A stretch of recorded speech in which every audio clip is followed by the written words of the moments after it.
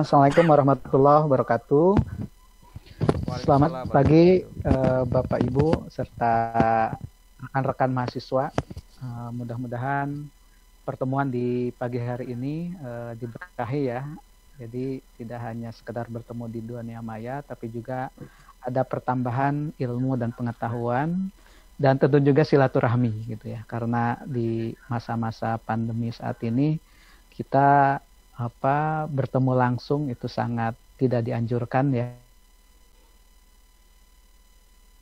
dalam rangka mencegah dan juga memutus penyebaran virus COVID-19. Namun ada istilah blessing in disguise gitu ya. Jadi ada hikmah di balik setiap peristiwa musibah. Ternyata dengan adanya pandemi ini membuat lompatan-lompatan baru, khususnya dalam dunia IT ya, sehingga hampir boleh dikatakan saat ini kita borderless gitu ya. Jadi tidak ada batas jarak antara Jakarta dengan Surabaya gitu ya. Saya yang di Jakarta saat ini di kantor bisa bertatap muka langsung dengan Bapak Ibu serta adik-adik mahasiswa, rekan-rekan mahasiswa yang ada di Surabaya, dan tentunya di rumah masing-masing ya. Rekan-rekan mahasiswa, sebelum saya menjelaskan ya ataupun kita mengeksplor Museum Nasional melalui virtual museum, saya ingin membuat atau ingin menyiapkan prolog dulu ya, biar tadi menyambung dari apa yang disampaikan oleh Pak Sukma ya, Mas Didi ya. Ya, bahwa rekan-rekan mahasiswa ini adalah calon guru gitu ya, calon guru yang tentunya harus kreatif dan inovatif dalam cara mengajar, dalam cara mendidik anak didiknya kelak gitu. Tentunya museum sebagai sebuah sebuah lembaga instansi yang di dalamnya banyak menyimpan ya koleksi bernilai sejarah, ilmu pengetahuan, itu bisa menjadi sumber belajar ya bagi anak-anak yang itu lebih menarik dibandingkan hanya sekedar mendengar misalnya penjelasan verbal ya di kelas gitu. Nah, sebelumnya saya ingin sampaikan dulu tentang apa Museum Nasional dan mengapa ada, kemudian apa isi dari museum. Kita mulai. Baik.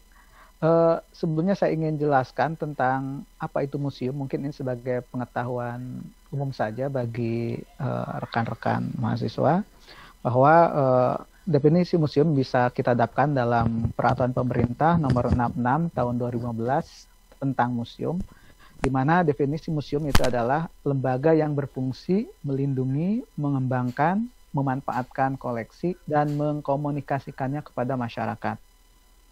Nah, dari definisi ini bisa kita ambil ya keyword di sini ada melindungi, mengembangkan, memanfaatkan koleksi, dan mengkomunikasikan. Jadi ada 4 fungsi atau 4 keyword yang itu menjadi kata kunci untuk bisa menjelaskan apa itu museum, lembaganya seperti apa gitu. Meskipun memang untuk poin ketiga dan keempat trennya ini masuk pada awal abad 20 ya, karena sebelumnya museum identik dengan lembaga yang hanya melindungi koleksi dan juga mengembangkan lewat kajian-kajian terhadap koleksi. Artinya saat ini tren museum itu adalah bukan lagi object oriented, tapi sudah ke public oriented. Bagaimana kemudian memanfaatkan koleksi yang dilindungi oleh museum dan juga mengkomunikasikannya kepada masyarakat supaya memberikan outcome yang sebesar-besarnya bagi masyarakat. Nah, adapun tugas yang diemban oleh museum sebagaimana yang ada dalam PP nomor 66 tadi, dia bertugas untuk melakukan pengkajian, pendidikan, dan kesenangan, ya, enjoyment. Jadi salah satu yang kita lakukan saat ini adalah bagian dari tugas museum untuk memberikan pendidikan bagi masyarakat luas gitu, khususnya untuk kalangan mahasiswa.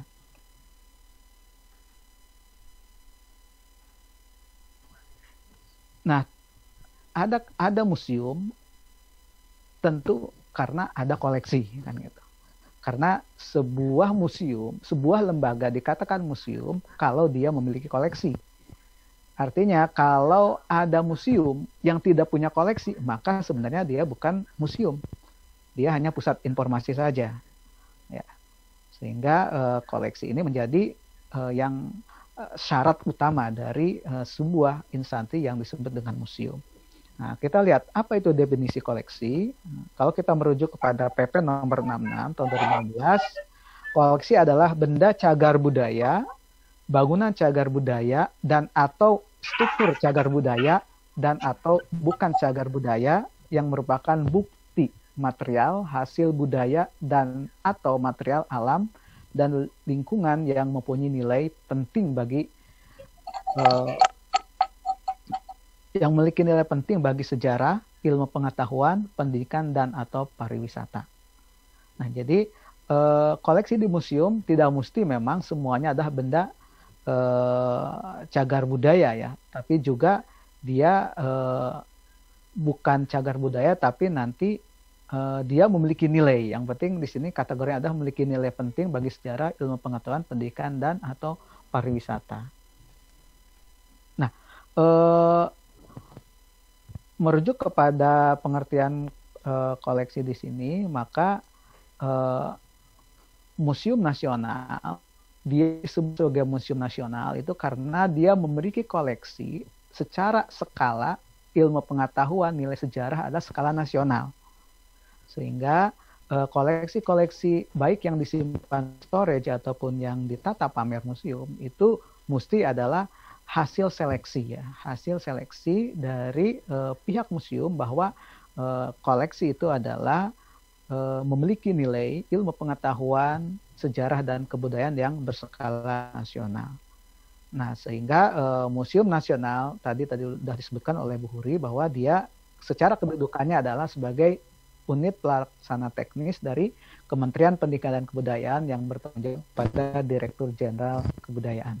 Jadi dalam hal ini sebenarnya antara Universitas Negeri Surabaya dengan Museum Nasional kita masih satu payung ya, yakni di bawah Kementerian Pendidikan dan Kebudayaan.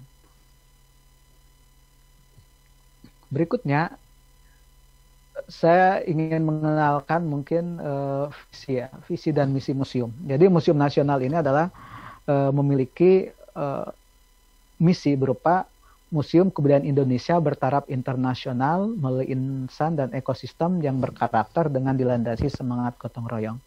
Jadi ini ada impian kita ya, cita-cita kita yang ingin kita wujudkan, di mana dengan koleksi unggulan yang dimiliki oleh museum ini bisa menjadi benchmarking gitu ya, tidak hanya tentunya untuk Indonesia tapi juga dengan museum-museum tingkat nasional dengan negara-negara lain. Nah, untuk mewujudkan visi ini, maka Museum Nasional telah merumuskan sebuah misi ya. Ada 5 poin misi yang dimiliki oleh museum, yang ini menjadi bagian tak terpisahkan dari program dan kegiatan yang dilakukan oleh museum sehari-harinya ya. Pertama, dalam aspek koleksi, museum mewujudkan pengelolaan koleksi sesuai dengan standar internasional. Dalam konteks internasional, ada sebuah lembaga yang bernama COM, International Council of Museum. Itu merupakan wadah ataupun rumah besar ya bagi museum-museum seluruh dunia, yang biasanya mereka melakukan standarisasi dengan pengelolaan koleksi. Nah, Museum Nasional merupakan bagian tak terpisah dari ICOM ini dan senantiasa berperan dan juga tentunya meratifikasi ataupun mengadopsi standar-standar yang berlaku di internasional. Kemudian yang kedua, melakukan pelayanan prima ya terhadap tentunya stakeholder baik pengunjung ataupun tamu-tamu yang datang ke Museum Nasional. Kemudian untuk mewujudkan visi tadi juga dalam aspek edukasi dan rekreasi, Museum Nasional menjadi sarana edukasi sekaligus sebagai rekreasi. Jadi edukasi yang bersifat kultural gitu ya. Jadi bagaimana belajar secara menyenangkan tapi menumbuhkan karakter. Nah, itulah yang dilakukan oleh Museum Nasional gitu ya. Kemudian yang keempat, tentunya untuk bisa mengembangkan museum supaya tidak stagnan, berkembang sesuai dengan kebutuhan zaman, museum juga melakukan kajian-kajian, baik kajian yang sifatnya terhadap objek atau koleksi, juga melakukan kajian terhadap kawasan pengunjung, ataukah kajian berkaitan dengan promosi dan semacamnya, supaya museum ini terus berkembang sesuai dengan kebutuhan zaman dan juga kebutuhan masyarakat. Kemudian yang terakhir, untuk bisa mewujudkan 1, 2, 3, dan 4 ini, museum juga menyelenggarakan tata kelola lewat support system ya. Jadi di museum itu tidak hanya tenaga teknis, ada juga tenaga administratif ya, yang mereka mensupport supaya pelaksanaan kegiatan-kegiatan teknis itu tertata dan terkelola secara baik. Dan dalam rangka juga melibatkan publik, museum pun melakukan kemitraan dengan berbagai instansi, berbagai komunitas di dalam dan luar negeri untuk terlibat dalam kegiatan Museum Nasional. Mungkin ke depan dari Untas Negeri Surabaya ini bisa kita berkolaborasi dalam sebuah kegiatan mungkin ya. Nanti dibuatlah kegiatan apa misalnya di Museum Nasional, itu kami akan menyambut dengan baik. Nah, ini ada struktur lama ya, struktur organisasi yang baru tadi sudah disampaikan oleh Bu Huri, bahwa kita adalah struktur organisasi museum setingkat eselon 2 yang diketuai atau oleh kepala museum atau direktur museum, yang di bawahnya itu ada kepala bagian tata usaha. Nah, di bawah bagian tata usaha itu ada pokja-pokja ya. Kalau sebelumnya ini adalah struktural, ya sekarang sudah ada reformasi birokrasi, jadi diubah menjadi pokja-pokja sesuai dengan kebutuhan. Ada pokja perencanaan, ada tata kasana, ada pokja keuangan, ada pokja kepegawaian, ada pokja rumah tangga, BMN, dan seterusnya. Nah, sementara untuk bidang teknis, ini pun meskipun ya sudah hilang secara struktural, tapi dari sisi fungsi-fungsi struktural yang ada di sini, semuanya dilaksanakan oleh jabatan fungsional ya. Ada misalnya jabatan fungsional untuk Pokja ya, kita ya Bu Huri ini sebagai Kapokja kemitraan dan layanan edukasi. Sementara saat ini promosi misalnya dipisah di bidang ataupun di Pokja tersendiri.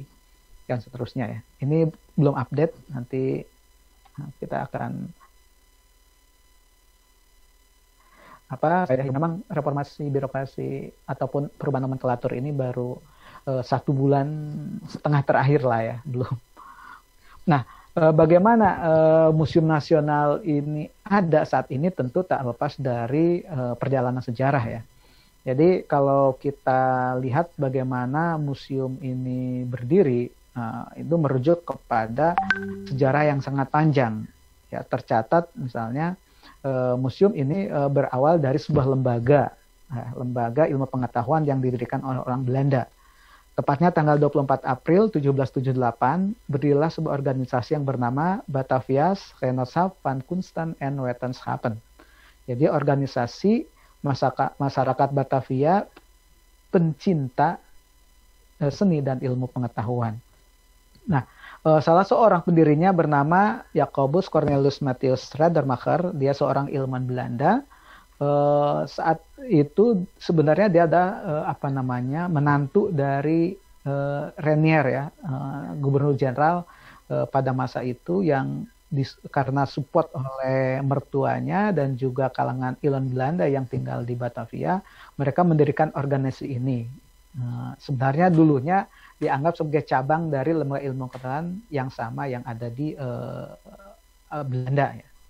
Nah, Radermacher ini menyumbangkan koleksi budaya yang dia miliki serta buku-buku, bahkan rumahnya di Jalan Kali Besar yang saat ini di kawasan Kota Tua, dan ini menjadi cikal bakal adanya perpustakaan Batavia's Genootschap yang itu saat ini terwujud menjadi perpustakaan nasional. Jadi sejarah Museum Nasional dengan Perpustakaan Nasional, Perpusnas, itu bertemu di organisasi ini awalnya. Nah, kemudian seiring dengan waktu berjalan pada tahun 1811-1816 ketika pemerintahan Inggris berkuasa di Jawa yang saat itu dipegang oleh Sir Thomas Stamford Raffles, di mana dia adalah seorang ahli botani dan juga seorang filolog ya. Dia banyak mempelajari naskah-naskah kuno. Dia juga terlibat dalam organisasi BGKW. Meskipun saat itu kemudian dia ubah nama BGKW ini karena berbau Belanda ya. Dia ubah menjadi Literary Society. Jadi komunitas sastra lah seperti itu yang dia kemudian memindahkan ya yang awalnya berada di kawasan Kota Tua ke Jalan Majapahit nomor 3. Existing saat ini Jalan Majapahit nomor 3 adalah Sekretariat Negara ya, yang ada di samping Istana Merdeka di Jalan Merdeka Utara. Nah, kemudian tahun 1862 ini seiring dengan waktu koleksinya terus bertambah sehingga ruangan atau gedung yang ada di Jalan Majapahit nomor 3 ini tidak cukup. Akhirnya pemerintah Belanda tahun 1862 membangun museum di Jalan Koningsplein West yang saat ini Jalan Medan Merdeka Barat nomor 12 dan dibuka umum tahun 1868. Jadi yang adik-adik saksikan, nah ini gedung ini adalah gedung baru ya yang dibangun tahun 1862. Yang saat ini dipakai sebagai gedung A di Jalan Medan Merdeka nomor 12. Nah ini ada satu monumen ya penting yang ini tak dapat dilupakan siapapun yang datang ke Museum Nasional. Adanya patung bukan arca, ini patung gajah. Di mana patung gajah ini adalah hadiah dari Raja Chulalongkorn atau Rama kelima dari kerajaan Siam dulunya yang sekarang Thailand saat dia berkunjung tahun 1871 ya. Meskipun ya memang secara politis nih ya banyak pihak juga mungkin yang punya perspektif berbeda terkait dengan patung ini, karena memang patung ini dianggap sebagai kompensasi atas diberikannya koleksi-koleksi yang berasal dari Borobudur kepada Raja Chulalongkorn ya. Sehingga kalau rekan-rekan mungkin pernah ke Bangkok, ke Museum Nasional Thailand, di sana itu ada sebuah ruang khusus yang namanya Java Room, ruang Jawa, yang di dalamnya itu koleksi-koleksi yang berasal dari Borobudur yang merupakan koleksi Museum Nasional atau BGKW yang dulu diserahkan kepada Raja Chulalongkorn, dan sebagai kompensasinya adalah patung gajah ini gitu ya. Nah kemudian seiring dengan waktu ketika masuk masa kemerdekaan, organisasi BGKW ini berubah nama ya. Kan saat itu terjadi proses nasionalisasi terhadap aset-aset Belanda, mungkin termasuk organisasi BGKW ini ya. Di mana menyesuaikan dengan kondisi masa kemerdekaan yang awalnya organisasinya bernama Batavia Genassap berubah menjadi Lembaga Kebudayaan Indonesia tahun 1950. Dan itu statusnya ada swasta. Sampai akhirnya karena pentingnya koleksi yang ada di Lembaga Kebudayaan Indonesia ini bagi bangsa Indonesia, akhirnya Lembaga Kebudayaan Indonesia menyerahkan pengelolaan koleksi museum termasuk museum dan perpustakaannya kepada pemerintah Indonesia. Jadi diserah terimakan kepada Kementerian Pendidikan dan Kebudayaan Pedanka saat itu tanggal 17 September 1962 dan berubah nama dari LKI menjadi Museum Pusat. Artinya museum ini menjadi pusat-pusat koleksi ataupun museum yang ada di seluruh Indonesia. Namun sejak tanggal 28 Mei 1979 berdasarkan SK Mendikbud nomor 062 tertanggal 8 Mei 1979, Museum Pusat ini ditingkatkan statusnya ya menjadi Museum Nasional. Sehingga nama statuta ataupun nomenklatur dari museum ini berdasarkan SK Mendikbud tahun ini adalah Museum Nasional. Nah, rekan-rekan semua, nah ini gambaran tentang gedung museum ya. Jadi ini ada bisa metamorfosa ya. Ini museum di masa lalu awal abad 19. Kemudian ini museum tahun 1930-an Kemudian ini museum tahun 2005 ya, 2008 pembangunan gedung B gitu ya, penambahan. Kemudian juga di sini ada apa nanti akan kita ekspor ya, ini tentang